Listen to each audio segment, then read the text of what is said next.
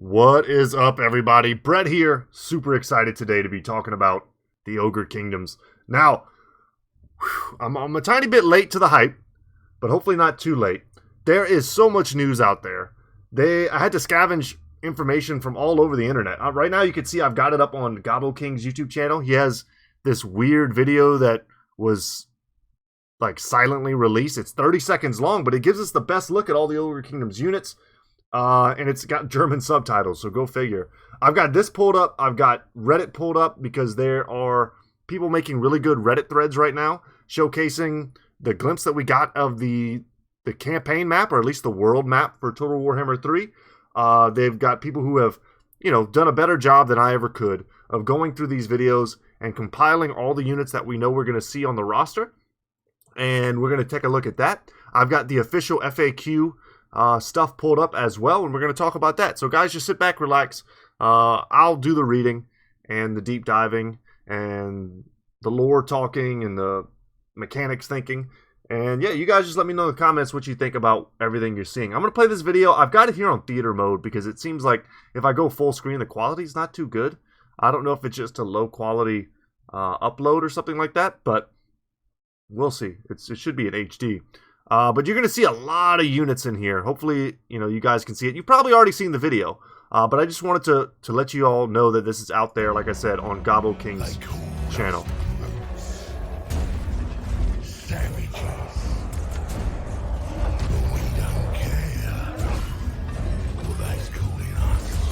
Scrag.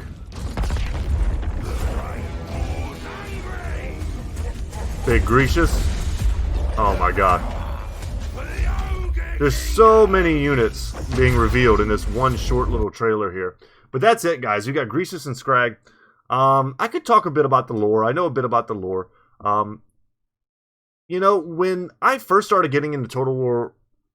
Well, when I first started getting into Total War Warhammer, the original, I hadn't really seen too much about Fantasy Warhammer. I knew 40K. I played those games for years and years.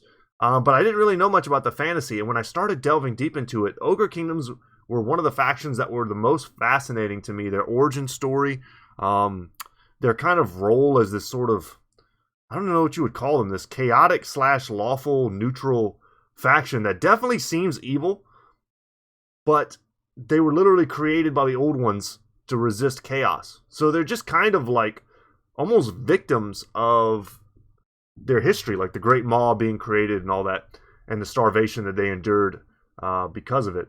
So they're fascinating. They're fascinating lore-wise. I would recommend finding any of the other YouTube channels where people do deep dives into the Ogre Kingdom's lore. I love Greasis's lore. I'm a little bit... The models here look good.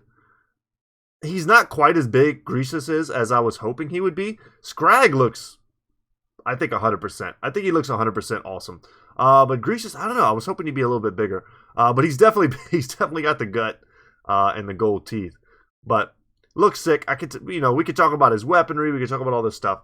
But other people have done it better. So we'll just move on. But this trailer, you could see all kinds of stuff. I recommend going and finding it and watching it, slow-moing it. You'll see slave giants. You'll see lots of different types of ogre units wielding everything from great weapons to hand cannons to the basic dual-wielding versions. You can see them all in there. You can see, I think those are Rhinox. They look like woolly rhinoceros that are pulling... You see in the back they have cannons and they have catapults. If you look close, you can see Noblars hanging off of stuff. Sick little video. I'm not sure where it came from or why it's there. We're going to go here next, I think, to the Ogre Kingdom's campaign mechanics page. I've got a few things pulled up as well, but we might end up looking at more because some of these pictures are quite revealing. Without any further ado, guys, the world's biggest eaters, rowdiest Blood Bowl fans, and largest overall nuisances have arrived in Total War Warhammer 3. After many months of speculation, your early adopter bonus for the game is the Ogre Kingdoms, filling out the central area of the map with the many tribes of man-eaters, iron guts, bulls, and many more. They're a fully fledged race and will be present as potential enemies and allies on the campaign map, even if you don't own their DLC from getting the game early enough or buying it separately, with their own legendary lords, units, heroes, goals, dreams, hopes, meals, and campaign mechanics, which brings us to the below. Grisha's Goldtooth and Scrag the Slaughterer have quite different campaigns, and we'll get into the specifics of them a little further down the road in our Legendary Lord Mechanic series. However, what's laid out below is what they share, the fundamentals of the ogre race, and how they make war, interact, and most importantly, eat.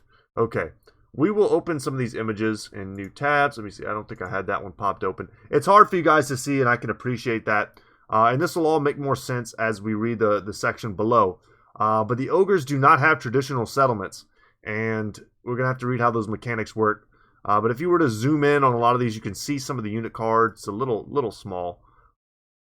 But, yeah, I mean, I think Milk and Cookies earlier today I watched, he did a little video, and he broke down the unit cards pretty well. And you can basically see what all's here.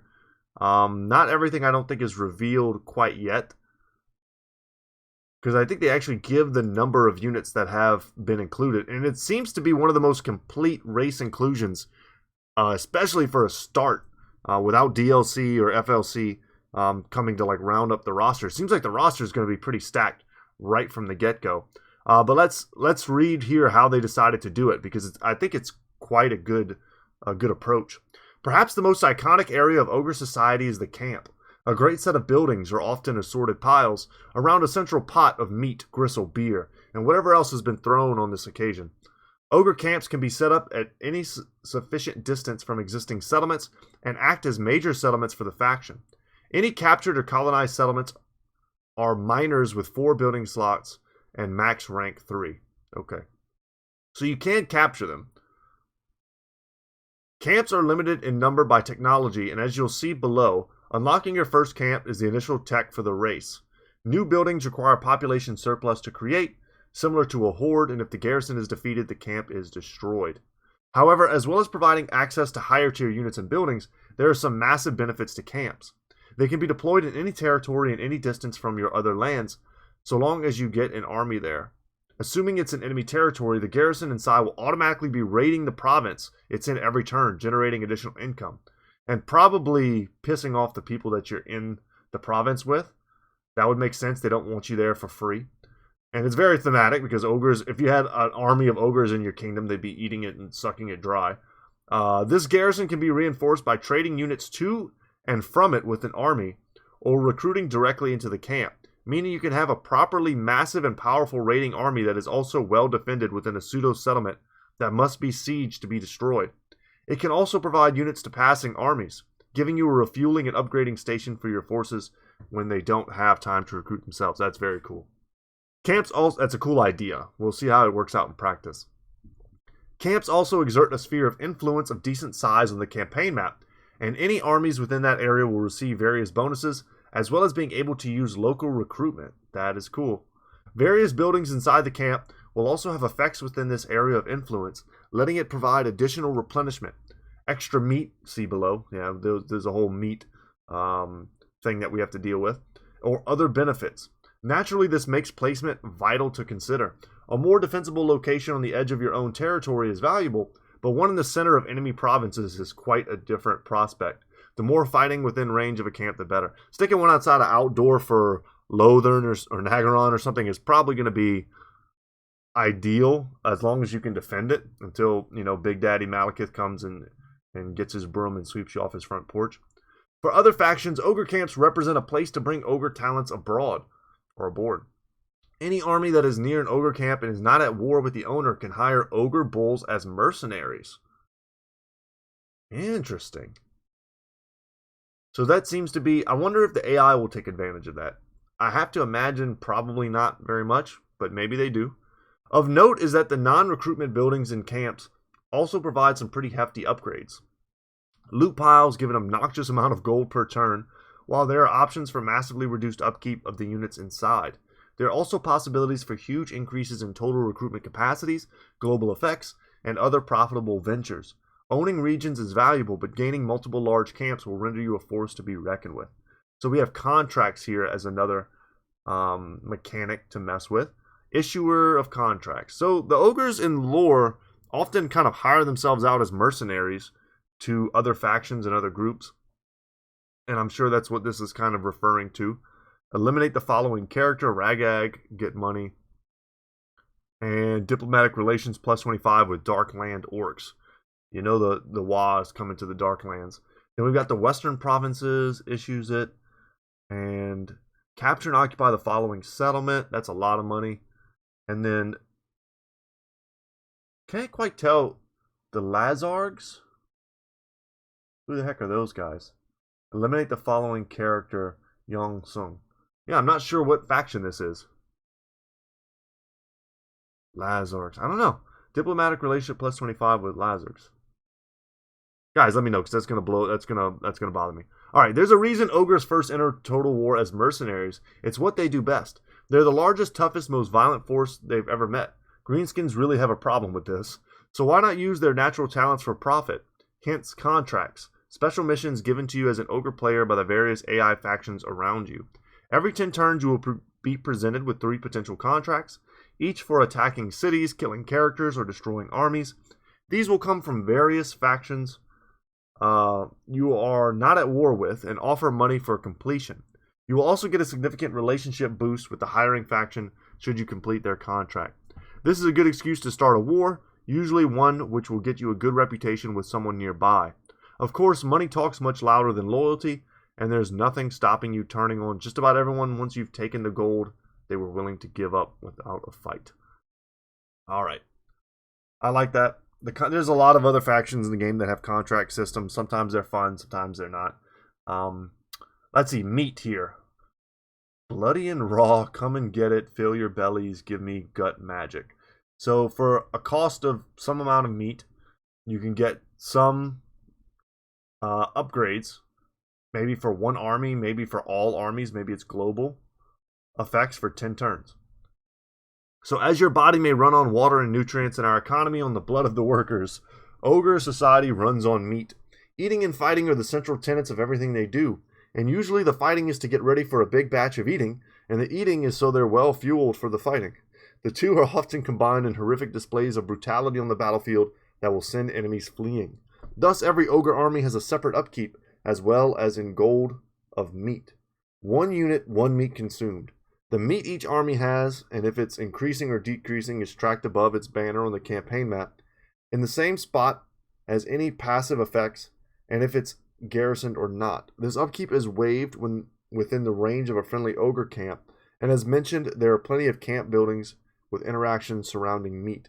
Naturally, enemy armies can also be processed into meat post-defeat.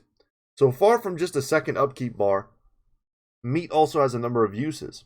Anytime an ogre army is engaged in battle, it can initiate a pre-battle feast. Up to 5 meat can be used from its stores, with each piece giving a stacking bonus to speed, charge bonus, and unit mass. Bigger, heavier ogres do bigger, more powerful charges. That's pretty sweet. In addition, I love having the option to buff yourself pre-combat. That's pretty cool. In addition, all ogre armies can initiate offerings to the Great Maw, giving some of their meat up for bonuses. These are buffs that last for a large number of turns for that army, and we looked at them already. Only one can be active at a time, but they can have permanent uptime, assuming there's always spare meat lying around. Yeah, I love getting like an additional 20% campaign movement range for my army, just permanently. That's pretty sweet. Or just a bonus extra 10 melee attack. And then here, let's see, did I have this one pulled up? The big names image. I'm going to read it and then go back and look at the big names. But this is a very telling image here. Ogres can't read or write and have no interest in the matter. And as far as I understand, big names is kind of an old thing with ogres. Like this is a concept that people were hoping would make it into the game, and it has. So they can't read or write and have no interest in the matter. Their campfire stories, once the fighting has died down and only the most obese are still eating, come from personally told tales handed from generation to generation or bragged about from the perpetrator. Thus the concept of ogre titles or big names was born. While Cetra may claim the most length, ogres have the largest breadth of names and their possible meanings. Each and every ogre lord has 4 big names he can strive for, each with different unlock conditions. This is as true of our legendary lords, Greases, Goldtooth, and Scrag the Slaughterer, as it is for the tyrants and slaughtermasters that lead your other armies. For the legendary, there is a bespoke choice of 4, while the others take a random selection from a wider pool for each lord type. Once a big name is unlocked, it can be equipped as a primary title, giving a specific effect. The system as a whole is similar to the passive traits that lords advertise when they are hired, but customizable depending on your plans. and usually more powerful. Changing primary titles can be done on a short cooldown, so mix and match as needed. So, you know, like when you hire a Dark Elf Lord, they'll have events sometimes that give them names, and that gives them bonus effects. It's a little bit deeper than that, and I'm happy to see it. So here's 4 from a random Tyrant, Thrug, Brutbane I just generated. Arsebelcher, unlocked by It's a Mystery, grants Arsebelcher ability a leadership debuff for all nearby enemies. Okay. Alright, I love that. Camp Maker, unlocked by deploying a camp with this character, grants +1 control to local province. Boom Maker, unlocked by winning a battle with a unit of lead belchers in the army, grants plus 20% missile strength for various range units. Kin Eater, unlocked by losing a battle but killing more enemies than your opponent. Passive ability Kin Eater, which gives unbreakable to this lord so long as they have over half HP. So as you can see, they aren't army defining, but could be used to make a specific lord more his own, as well as giving many objectives from turn to turn with each of your armies. The legendary lord versions are a step above these in power, supplementing the power of your faction. So I know this is not going to be the clearest picture for you guys, but this lets me look at Thrug Noblar Skimmer. And if we go down here, we see Big Bellower, gives him a passive ability, leadership +8 in a 55-meter range. And it has a description here. I'll read it for y'all. All ogres can shout, but a Big Bellower can really, really yell. When he's not fighting, this rouses his colleagues for the fray. Anything else that's interesting here? This is a hero. This is a hunter character, a hero character. And you know what? I can tell now that the way the banner looks, that other faction was an ogre faction. So figured it out. And, you know, good HP, very low armor, good leadership, very strong melee attack, melee defense, weapon strength. But this is going to be a ranged character, so it's a little hard to gauge. But very cool. And the other options are Rat Killer, melee attack +12 when fighting against Skaven. We've got Death Cheater, passive ability Death Cheater, lose a battle and survive. And then Noblar Kicker, win a battle with 5 Noblar units in your army. And Unbreakable for Noblar units, all units in your army. That sounds pretty fun. Unbreakable Noblars, love it. Alright, we got the tech tree here. Might as well take a look at that image, because there's an ability here called Butcher that they're showing off. Ogre Throng. When several smaller ogre camps become large enough and touch a bigger gathering, a throng is formed. Population surplus 1 for newly deployed camps, increase our camp limit, and army ability Butcher for all armies. So it's a heal, but it lowers our vigor. Okay. I mean, it seems like it'll be good. The thing about the ogres, though, is that they're low model count, high HP pool units. So it's curious to see how things like replenishment will work on them. Certain heals, like a Earth Blood, would be less effective on ogre units, whereas like a Regrowth would be very effective, for instance, if you're playing like 2v2s or something. As mentioned, the subtleties of language and thus research, knowledge, retention, education, and much else that the rest of the world uses to advance society are mysterious and uninteresting to ogres. Instead, their idea of research is mostly theft, coming up with better ways to eat more and charge higher sums for their services, and consuming the brains of their enemies to discover new possibilities. Their tech tree reflects this by being focused on key points that increase the number of camps you have access to, as well as the starting population of those camps, letting you set up new buildings quicker.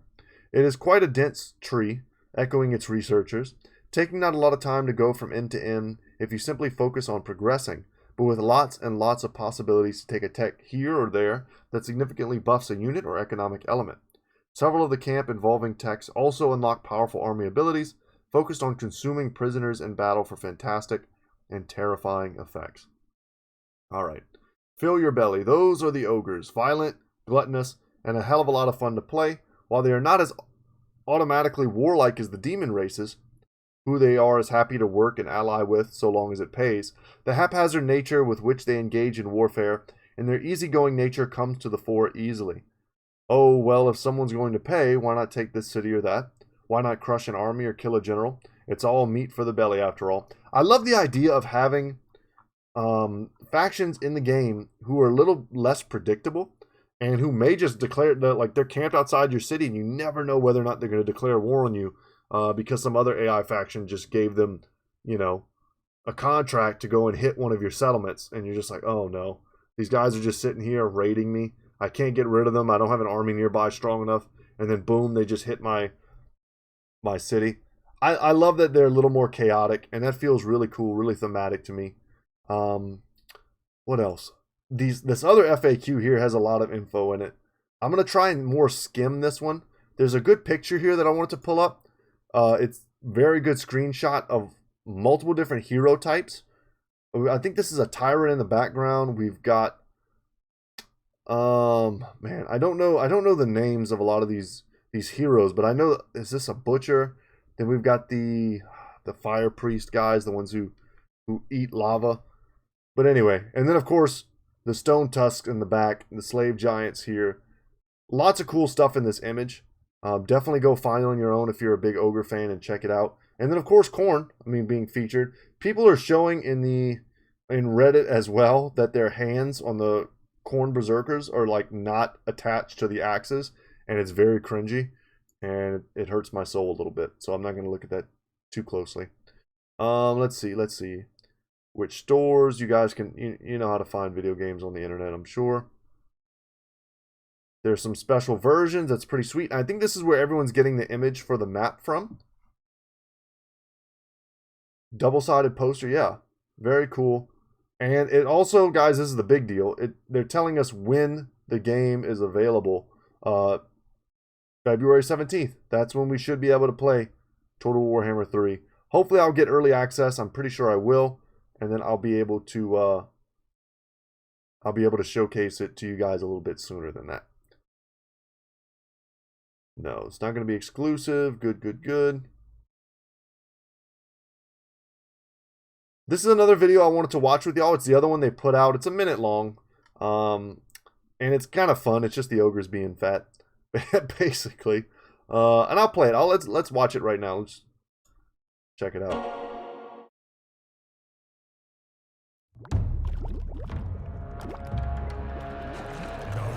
In our ears, but the more we race the sound. See hands and feet in there. We'll thunder and feast on any man, any beast. Doesn't matter, we'll snack on them all. The stragglers we did consume are dropped in our sacrifice stew.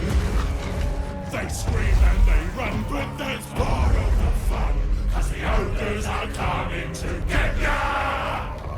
Just roasting a giant Velvet. Awesome.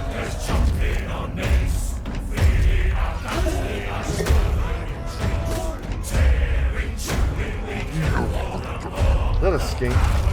Oh my god, that's a skink. I didn't notice that last time.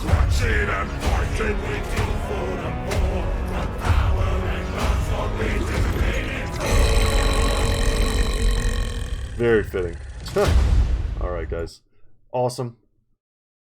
Yeah, make sure there's no secret stuff at the end.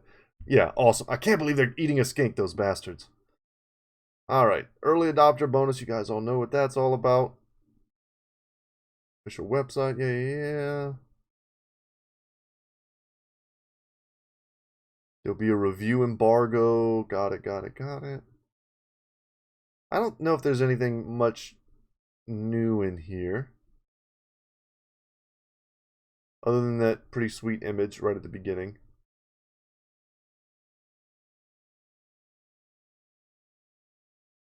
They are introducing new multiplayer modes, but I think we kind of knew that.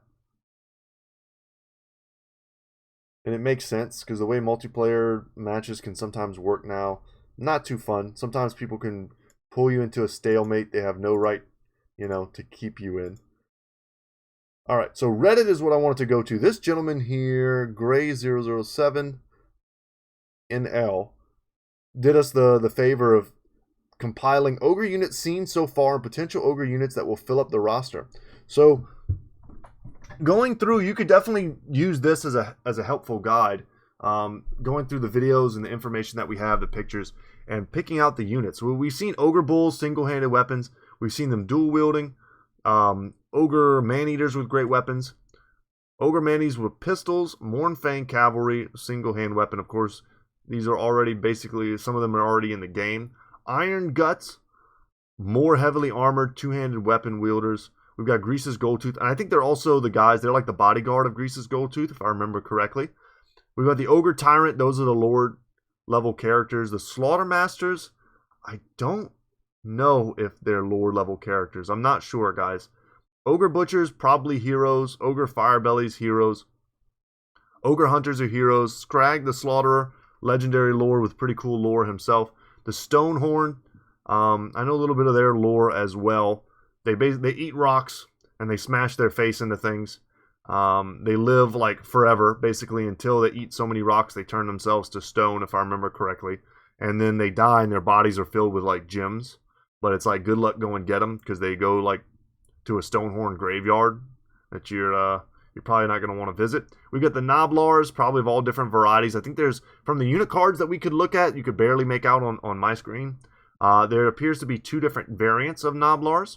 The Slave Giants, we could see those with the helmets on their heads and a lot of the different images. The Gorgers, we saw, like, they came to the front and ate some dudes. We saw the Iron Blasters and the Scrap Launchers. There probably were Mornfang Cavalry with great weapons somewhere along there, and Lead Belchers as well as Rhinox Riders. I don't know if I saw Rhinox Riders, but I'm assuming other people did. And I definitely saw Saber Tusk and some of the other images that were pulled up. So that's a lot of units. So it says here total 14 to 16 units, so 7 to 9 unseen units remain. People are talking about these ones primarily, the Thunder Tusks, which are really sick looking. I don't know how to describe them. They're not woolly mammoths. They have tusks like mammoths. Oh god, alarm. Sorry guys.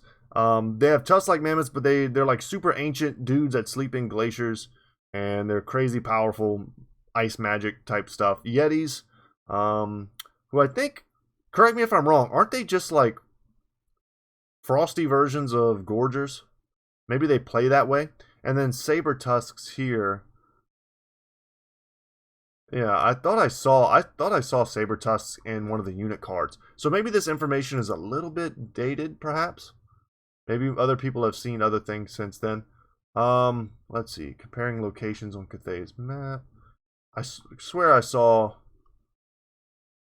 Yeah, people are doing all kinds of. Oh my god, I can't look at it. The hands. Okay.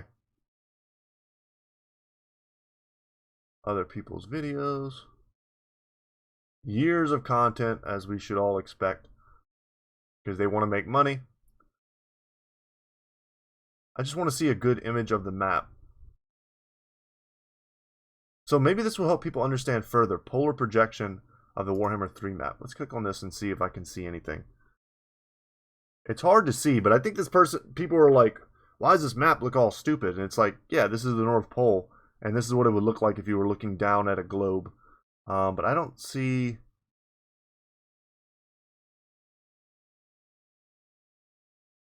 The Realm of the Sorcerer, Land of the Plague Lord, and then the Dark Prince's Realm, and then the Blood God's Domain. So up all the way at the poles of the world, you can see they have the 4 Chaos Gods. Maybe that's their starting positions, perhaps? It's not how I imagine they do it. And then Cathay would be over here, far to the east.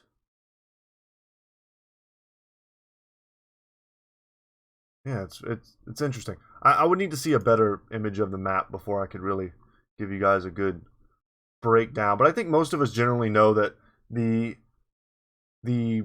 world of Warhammer Fantasy is based on our world, and a lot of things are kind of in the places you would expect them to be based on the factions that they're describing. Standalone map for each game. Oh, that's interesting. So map 1, map 2, and then map 3, and then they're gonna have to tie them all together. And I wouldn't even be surprised, because of other works that Games Workshop is currently producing, or seems to be producing. Kingdoms of End and perhaps Nippon might make it in as well in some capacity. I would not be surprised. They're revisiting old lore and stuff, and why not do that too? But guys, I think that's about everything. That's all the cool stuff that I could find. there's probably more stuff out there, and I would recommend definitely watching other videos to try and piece together different tidbits of information. I'm super hyped.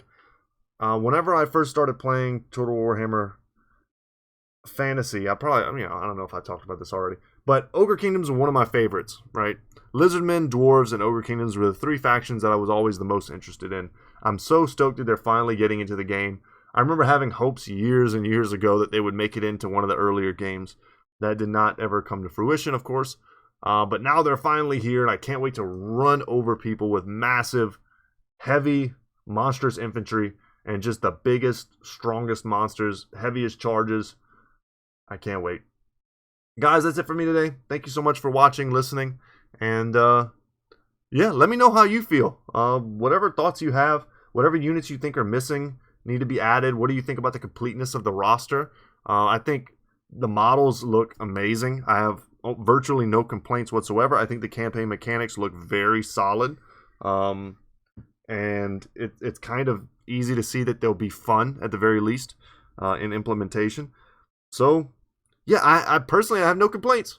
And I'm excited to play as them. I keep bouncing back and forth in which faction I want to start with. Cathay feels like the high elf, Empire option, where it's like you're the good guys fighting everyone. Kislev's kind of feels like the underdog, scrappy faction, which I generally like. Their aesthetic is kind of bumming me out a little bit, though. They went a little hard on the bears and the ice, IMO, personally. So that kind of lessened my hype. And I'm never like one to play the baddies very often. So the Chaos Forces, while I'm interested in playing as all of them, I don't know, I'm not drawn to them in that same way as I usually am to play as the good guys fighting the bad guys. And then, yeah, so I'm curious what you guys want to play first. I am leaning towards Cathay, but I could be convinced towards the Ogres as well. It might be one of those things where I do two simultaneous campaigns where I play like one as Cathay, one as the Ogre Kingdoms, and just try and go two totally different directions with it and hope you guys enjoy multiple campaigns. But that's it, guys. Like I said, take care. And as always, I'll see you in the next one. Later, y'all.